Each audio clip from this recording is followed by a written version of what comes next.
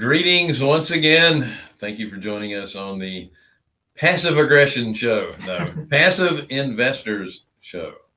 So I am Bill Fairman. This is Jonathan Davis. And have you ever wondered on some of the questions you should ask if you're investing in a fund? What are some of the risk factors that involved when you're doing research? Well, we're going to cover that, some ugly questions, some breaking news, all that good stuff right after this.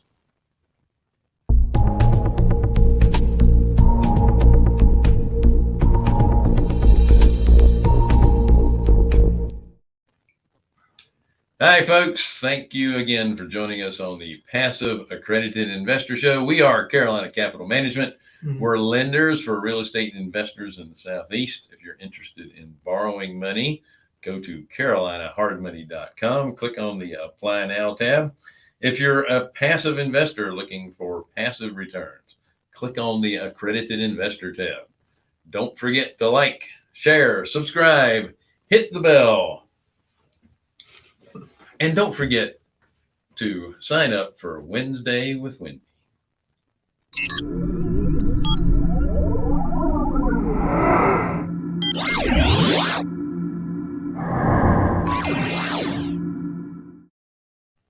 Wendy donates 30 minutes to each individual on Wednesdays that sign up with her. She is typically booked up for several months in advance. You can get on her Calendly link right there, and we have it over in the chat side. Don't forget, we have a chat side of the page there. It's either going to be on the right of your screen or underneath, depending on the platform you're viewing us from. So you can ask us questions live during the show, and hopefully we'll have an answer for you, right? If not, we'll make one up, and you may not know. So we said this in the previous show. We're extra tan this week because we've all been on vacation. I'm always this tan. Come on now. I don't have any burn scars from fireworks disasters this past week, so we were pretty safe. Yeah, no, I just have a sleep schedule, baby, that got disrupted a lot. Well, mine is too. I am so tired this week. I'm having so much trouble getting up. I got so used to sleeping in. But that's all right. The weekend's coming up soon. That's right. Let's do a little break-in news, if you don't mind.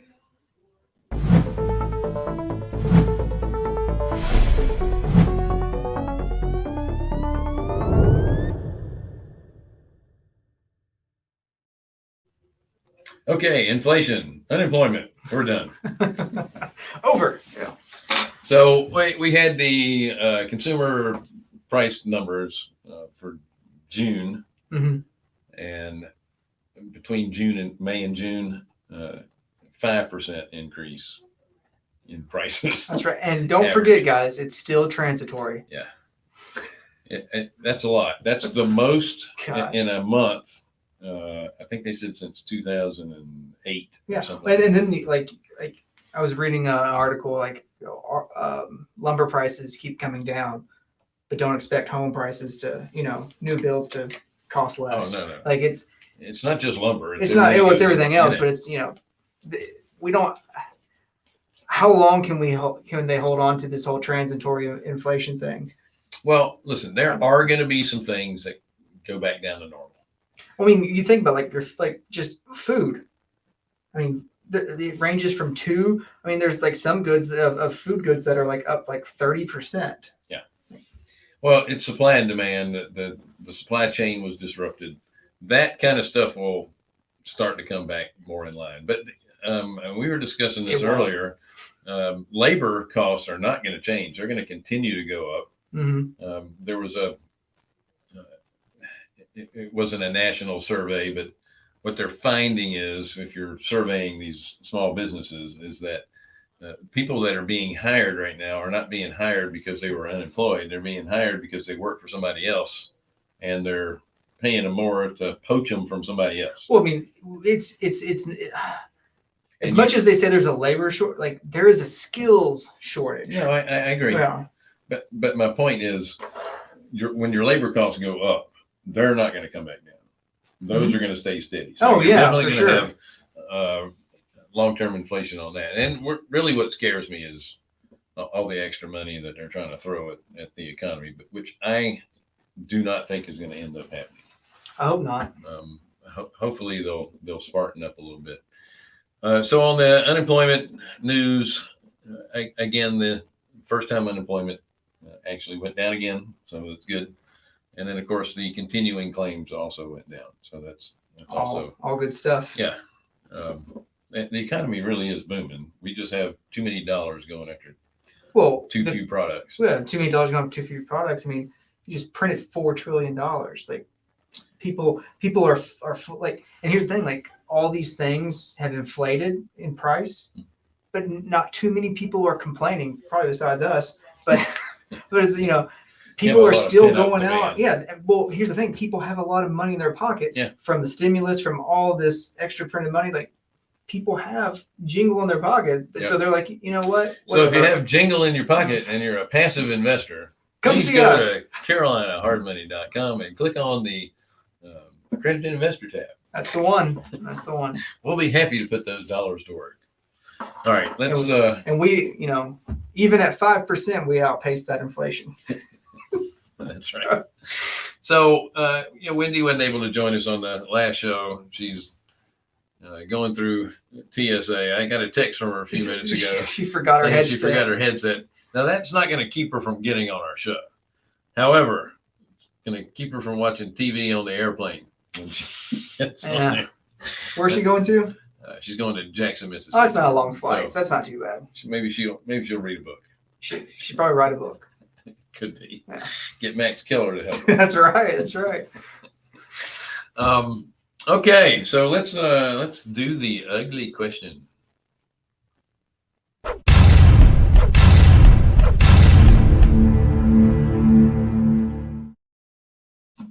And it really isn't an ugly question. We just thought it'd be a good idea to cover some of the risks that you should consider when you're doing your research on funds.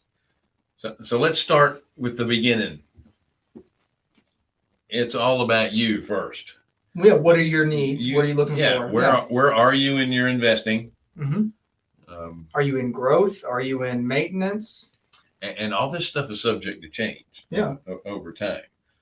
So the first thing that I would do is I would get with a financial planner and find out what your goals are, and then that way you can allocate funds and then have them based on certain risk factors. Yeah. If you're in growth, if you're in, you may have a whole lot of stuff that's in really conservative things, and you need to add a little risk. Yeah, you need a little, Because if there's not risk, there's no reward. Treasury bonds. Yeah, they're down today. They were at 1.3%. Oh, nice. 10 years. So you're going to buy a bond, hold it for 10 years, and make 1.3%. Do you remember me saying that 5% was last month's? Yeah, dude, 5% price rising. Yeah, it does not outpace inflation. Yes. So look how much money you've lost. Yeah. Just in 1 month. All right. So first thing, manager, right? Yeah, you want to focus on the manager. Who are they? What's their character? What's their experience? Track record. So that's the experience, but they can have experience in the industry, but if they've never run a fund before, something to think about. Doesn't mean they're a bad fund manager. We all had to start somewhere. Well, one of the things that I would recommend to anyone who's doing this, there's a lot of these third parties out there. The one that we're a part of is called Verivest, and they actually go back, I think it's like 7 or 10 years of background check on the fund managers. They do all that, making sure there's nothing, nefarious that's hiding in the corner there. Fortunately, all my bad stuff happened more than 10 years ago. See, if you live long enough, it fades away. That's true, but you don't get, old people aren't fools. You don't get to be old being no fool. I don't know. Maybe. Yeah. It's probably most of them aren't. Yeah. Let's talk about the investment. What type of an investment is it? So does it give you income? Does it give you growth? Does it give you income and growth? Does it give you, depreciation? Is it risky? Is it easy? Well, And what I mean by easy is let's talk about real estate because that's what we're in. So is the investment based on a highly liquid section of the real estate industry, or is it one that is not liquid? And that's very important. yeah, I mean, what is the asset? What's the Right. collateral, if there is any? I mean, like when you do stocks and bonds, there's no collateral, but when we're talking real estate, what is the underlying collateral asset? Is it a single family home that, is worth 150,000, or is it a unit in a strip mall that is owner occupied by by the business owner? Right. Those carry very different risk levels. Yeah. So if you need to liquidate quickly, obviously your single family home is going to be the quickest to liquidate. Mhm. If you have a single purpose, we'll call it a fast food restaurant. Mhm. It's a single purpose facility, convenience store with gas pumps. Oh, I love those.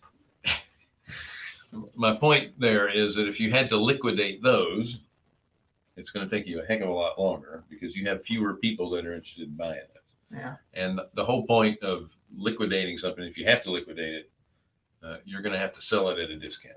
Also, for anyone out there who's drinking early, every time we say liquidate, you may take a shot.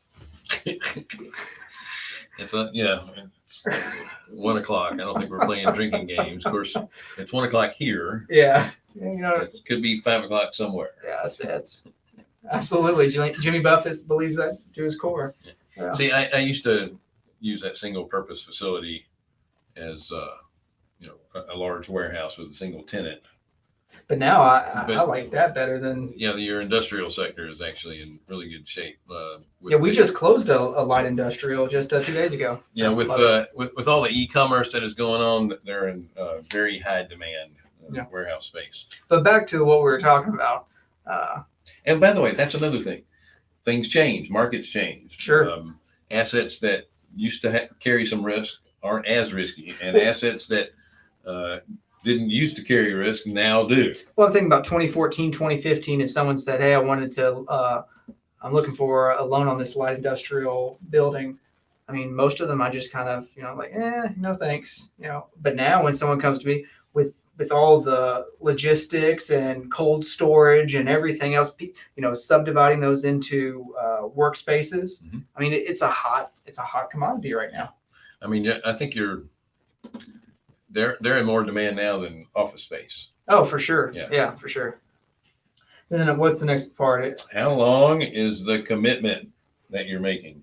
When you invest in a fund, keep in mind it's like investing in a mutual fund. Okay, you always have to look 3, 5, 10 years into a fund. This is not something that is transactional. Unless that fund is a 2-year syndication. Right. Yeah. Well, what I'm saying is, in your mind, you're always looking, 2 to 5 to 10 years. Yeah. Now, depending on the type of commitment, is it going to be locked up for 7 to 10 years? Or is it going to be locked up for 2 years? Right. Do you have the option to request the manager to release it? Right.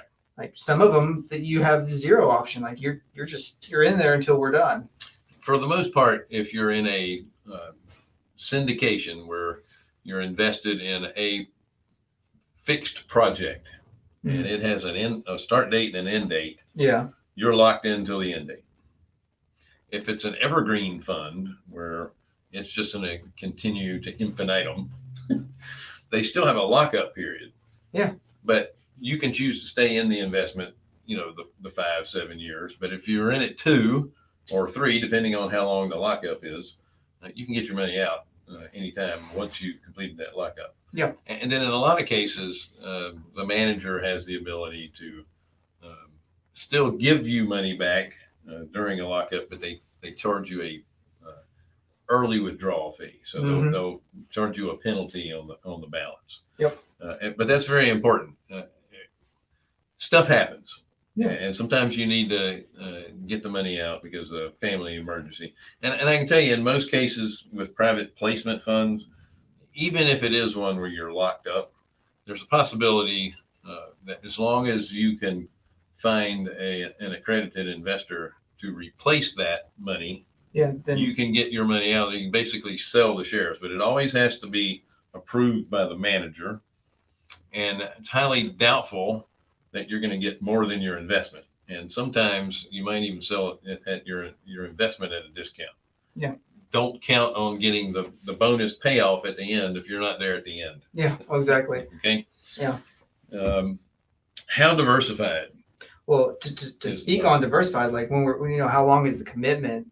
Like if you only have X amount of money, you don't want to put, or I would not recommend, I know Bill wouldn't either, putting all that money into one vehicle, into one fund. Because, you come in, life happens there. You have to have like, sometimes you need growth. Sometimes something happens and you have to pull that out. Like, and you're in a growth fund that has a hold up for 3 years. Well, if you had allocated your money in different places, you could pull out just what you need from one place while keeping others locked up, because that's, the nature of that machine. Well, that's why we always push going into a fund versus making a loan on an individual. And I would say, like, I would not recommend putting all your money into one fund. If you did, I would recommend putting it on a fund that is diversified across several assets in a highly liquid space. Not to mention the asset itself, but also geographically, because real estate is local and you want to be in more than just one market if possible. Well, I remember, that storm that hit Houston. When was that? It was several years back. But I mean, there were several guys who they only invested in Houston, and they lost half their portfolio. Yeah. Well, it was soggy for a while. Now, you have insurance that pays for some of that, but they still lost money. Yeah. Regardless. So, yeah, being diversified is extremely important. You hear that with every money manager, stock market, whatever. It's important in the real estate space as well. So, how does the manager and the investor get paid? I like those fast talking guys. So just 2 and 20, 2 and 20. Just come on, 2 and 20. Yeah. For everyone, that's the 2% management fee and 20% profit off the after the investors are paid. Is how a lot of hedge funds work. Yeah. Well, here's the thing. The managers, I'm fearful of managers that don't make any money. Well, I'm fearful of managers who don't incentivize themselves to make more money. Like, I think as an investor, I'm not afraid if the manager's making more money, if I'm making more money. The point is, it's got to benefit both parties. Exactly. Equally. You don't want the manager making all the money. You don't want the investors making all the money, because when things do go bad one way or another, it's hard to incentivize the manager to continue the fund if it's your interest losing you money. Both parties have to have aligned interest. Right. If the manager is not aligned and incentivized to do better for the fund's not going to do better. Like, that's just what's going to happen. And if your return expectations are too high, then that incentivizes the manager to make more risky decisions. Yep. And you don't want that to happen either. So it's a question that you don't have to worry about asking. It's an important question, and you need to ask it. Absolutely. Are the expected returns based on ongoing income from the fund, or are the expected returns based on a future value? That's important too. When you say future value, that's typically on a syndication, is what you're talking about, or? Yeah, pretty much. I mean, for the most part, this would have been a no-brainer before COVID. I love no-brainers. I always run from them. Because your typical syndication is going to be a development project, from scratch. Yeah. Or it's going to be a value add on an existing property. And what I mean by that is if you're going to develop a multifamily or you're going to develop a self-storage, typically it costs you less money to start from scratch, build up, because your construction costs are going to be less than buying something that's currently stabilized and cash flowing. Mm-hmm.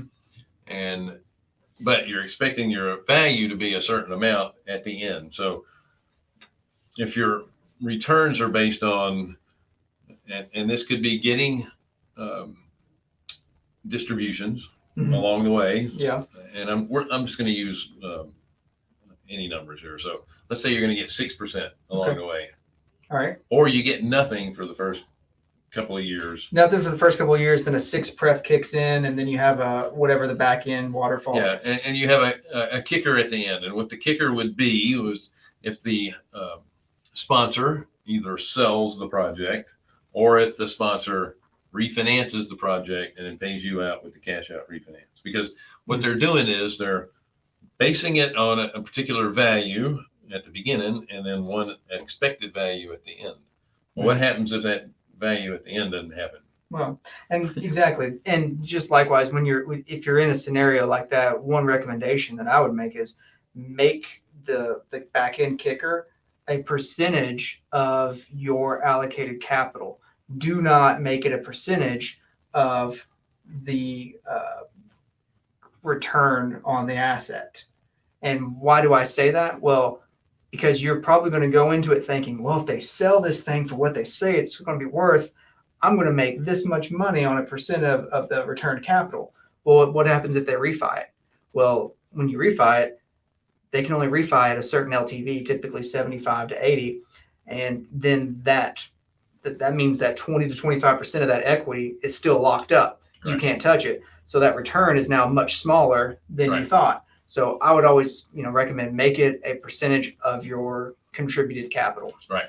Absolutely. Now, the good news on the refinance part is Mhm. that kicker is tax free. If it's a refi, yeah, absolutely. Yeah. If it's a sale, then you're going to have capital gains. But hey, 1031 it until they take it away. Here's the thing: you've had depreciation all this time. That's In right. the meantime, so it may wash. Yeah, Assuming you have other passive gains along I the way. imagine. I mean, maybe. I'm not a CPA by any means, but I Nope. imagine in the course of one of these deals, if you're taking depreciation, it would at least cover, if not outweigh, your 27% capital gains tax. Right. Like it's going to wash, if not be in your favor. And look, real estate has about a 3.5% appreciation over time. Since the 50s, real estate has appreciated 3.5%. It doesn't go up quickly. Until now. Sometimes it goes down. Until now. But it's not a straight line. Yeah. It usually averages out that way. And occasionally you're going to have a black swan like COVID that changes markets and sometimes changes them permanently. Mm-hmm. I mean, you're going to have more and more people moving back into the office, but you're going to have an awful lot of them that are never coming back to the office. They're going to be able to work remotely, and they're going to have to change office spaces. Yeah. Because of the quick acceleration of e-commerce, because a lot of the stuff that's happening now with the e-commerce business was stuff that they were projecting out the next 5-7 years, and it was all accelerated during this. You had people that never shopped online and now are very proficient using this to order stuff with now because they had to, or they weren't going to be able to eat, right?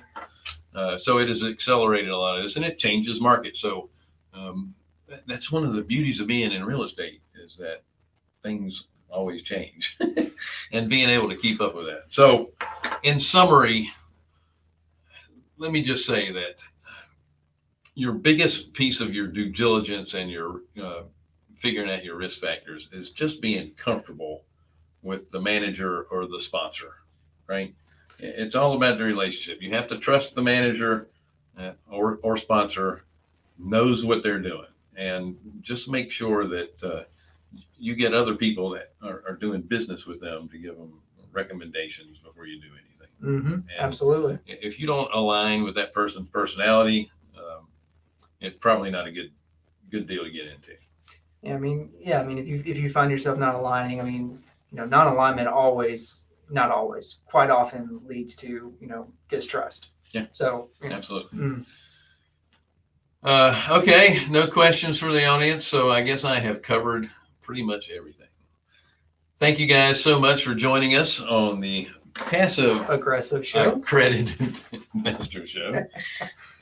We are Carolina Capital Management. We are lenders in the Southeast for real estate investors. If you are interested in borrowing money, go to carolinahardmoney.com. Click on the Apply Now tab. If you're a passive investor looking for passive returns, then click on the Accredited Investor tab. Don't forget to like, share, subscribe, hit the bell. Bill, I'm impressed. You were reading that before it even came up on the teleprompter. You're don't on forget to sign up with Wednesday with Wendy, because she does donate her time every Wednesday. She's usually booked out about 2 months in advance. So go ahead and get onto her calendar. You guys have a wonderful day. We'll talk to you next week.